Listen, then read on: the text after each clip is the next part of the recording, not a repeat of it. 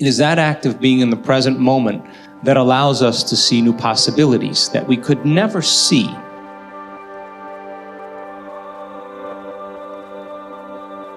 When I'm going through change in my life, or I have a specific outcome that I want to create, I love to get up early in the morning. That's my time. I'm a 4:30 in the morning guy because that's my time. The rest of the day I'm serving, but I love getting up early and changing and working and having some time to myself. And I believe that when I invest in myself, I invest in my future.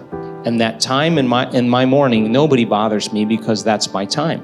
And because of brain waves and brain chemistry, the door between the conscious mind and the subconscious mind is more open. And so if I get up early and I'm kind of between theta and alpha, I don't have to work as hard. I'm not thinking, I just kind of relax into the moment. In the evening, I always ask myself, how did I do? How was one lifetime in one day? Where did I fall from grace? What happened? And so then when I look at seeing how I reacted to someone or something, or I made the choice that I could have made a better choice, I naturally, and we all do this, begin to think, well, if the same situation happened again, how would I do it differently? And that's the act of beginning to come up with a new plan. The act of rehearsing it in your mind begins to install the circuits in your brain, priming your brain so that when the next experience happens, you could modify your behaviors to do a better job in life. That's called plasticity. So it doesn't matter for me what meditation I do any longer.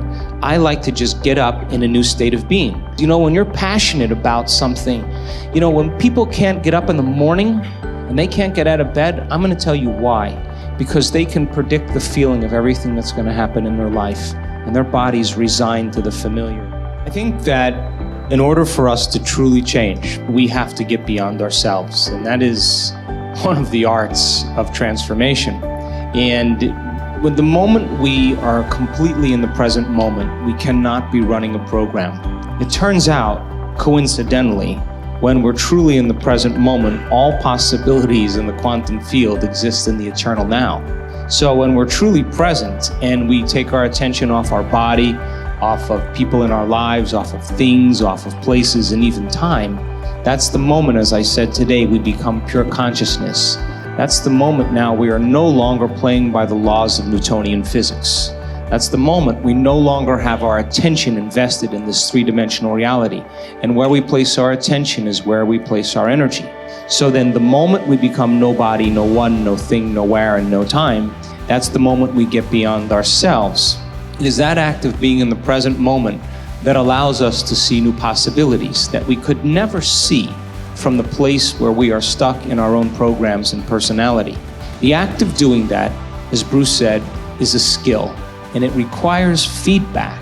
And feedback happens in a couple ways. One way you get feedback is to begin to measure the changes you see in your life. Another way is that you feel differently.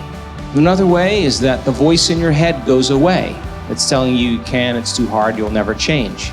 This process, if it was easy, everybody would be doing it. And yet we are piercing a veil where people are waking up and they're beginning to take their power back. We already innately know how to do this. All we have to do is keep practicing until we start seeing those wonderful, wonderful feedback mechanisms happening in our life. The moment you start seeing those changes taking place in your life, you are going to pay attention to what you did to cause it. And the moment you pay attention to the cause of that action, you're no longer thinking that it's something out there that did it. You're beginning to realize it's what you did inside of you to produce it. That's when we begin to take our power back.